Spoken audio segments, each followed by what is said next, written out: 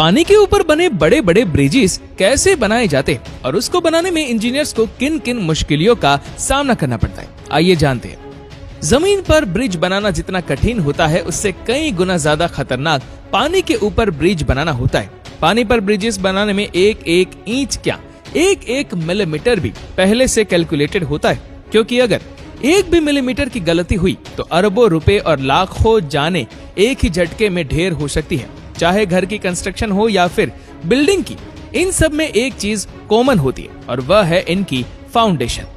अब सवाल ये उठता है कि पानी के अंदर ये फाउंडेशन आखिर बनाई कैसे जाती है, कैसे लहरों के नीचे अरबों लीटर पानी में इस काम को अंजाम दिया जाता है और समंदर के अंदर बनी फाउंडेशन कैसे इतनी मजबूत होती है जो पानी और लहरों के प्रेशर में भी ब्रिज को मजबूती से पकड़े रखती है।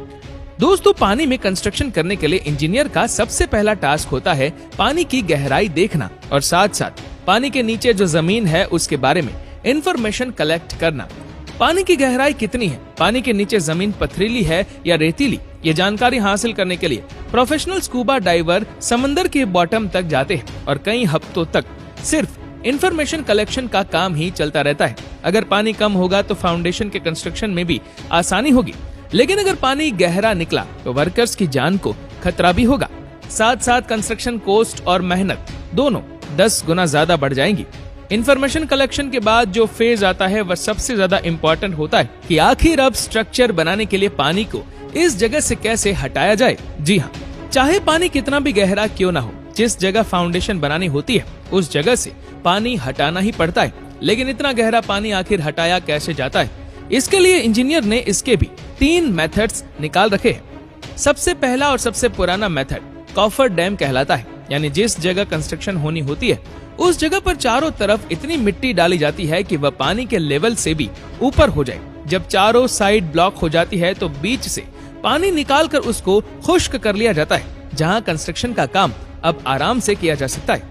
लेकिन ये इतना आसान भी नहीं होता। अक्सर ऐसा भी होता है कि साइड पर डाली गई मिट्टी नरम हो जाती है और पानी का प्रेशर डैम की वॉल को तोड़कर कंस्ट्रक्शन साइट में दाखिल हो जाता है, जिसकी वजह से वर्कर की जान को भी खतरा रहता है। इस मसले से निपटने के लिए कॉफर डैम मिट्टी से नहीं बल्कि लोहे की सीट से बनाया जाता है, यानी लोहे की सीट एक एक करके मशीन की मदद से पानी में डाली जाती है जो एक मजबूत दीवार बन जाती है। कंस्ट्रक्शन का काम खत्म होने पर नॉर्मली कॉफर डैम को हटा दिया जाता है। फाउंडेशन बनाने का दूसरा मेथड कैसोन्स कहलाता है। इस तरीके में फाउंडेशन पहले जमीन पर बनाई जाती है और फिर उसको किसी शिप की मदद से उस जगह पहुंचाया जाता है जहां उसको इंस्टॉल होना होता है। अब चैलेंज होता है इसको पानी के अंदर डालने का, क्योंकि ये फाउंडेशन एक बॉक्स जैसी होती है जो नीचे से बंद और ऊपर से खुली होती है। अगर इसको ऐसे ही पानी में डाला गया तो ये पानी के ऊपर ही तैरती रहेगी।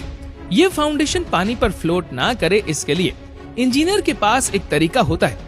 अगर पानी ज्यादा गहरा होता है तो पहले शिप की मदद से बड़े बड़े पत्थर डालकर पानी के नीचे जमीन की भराई की जाती है और फिर कैसोन को पत्थरों के इस पहाड़ पर शिफ्ट क्रेन की मदद से रख दिया जाता है और आखिर में इसके अंदर ऊपर से कंक्रीट डालकर इसको और ज्यादा वजनी और मजबूत बना दिया जाता है। लेकिन अगर पानी इससे भी ज्यादा गहरा हो तो फिर क्या किया जाए? इसके लिए फाउंडेशन बनाने का तीसरा मेथड इस्तेमाल किया जाता है, जिसको बैटर्ड पाइल्स भी कहा जाता है। इस मेथड में लोहे के बड़े बड़े पाइप्स को शिप्स की मदद से कंस्ट्रक्शन साइट पर पहले ट्रांसपोर्ट किया जाता है। प्लान ये होता है कि पहले इन पाइप्स को पानी के नीचे जमीन में धंसाया जाए, लेकिन धंसाने का काम आखिर मुमकिन कैसे होगा? ये पाइप इतने हल्के तो होते नहीं कि इनको इतनी आसानी से जमीन के अंदर धंसाया जा सके। आखिरकार एक एक पाइप हजारों टन वजनी होता है।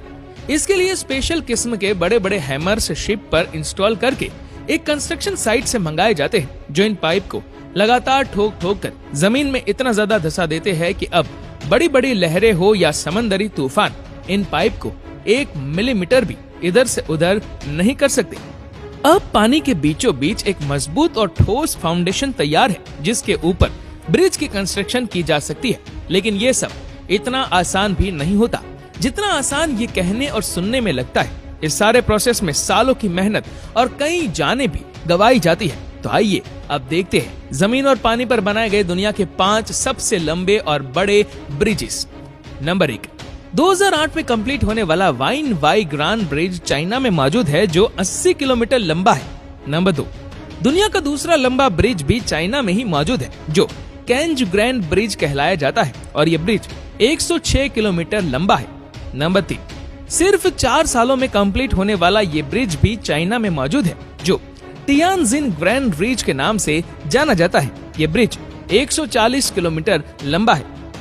नंबर 4, दुनिया का दूसरा लंबा ब्रिज 157 किलोमीटर लंबा है जो ताइवान में मौजूद जैगुआ वाइडक्ट के नाम से मशहूर है। और अब नंबर 5, दुनिया का सबसे लंबा ब्रिज चाइना में मौजूद है जो सिर्फ 5 सालों में तैयार कर लिया गया है जो 165 किलोमीटर लंबा है। इस ब्रिज को बनाने में 10,000 वर्कर एक ही वक्त में काम करते थे और इस पर टोटल 640 अरब रुपयों का खर्चा हुआ।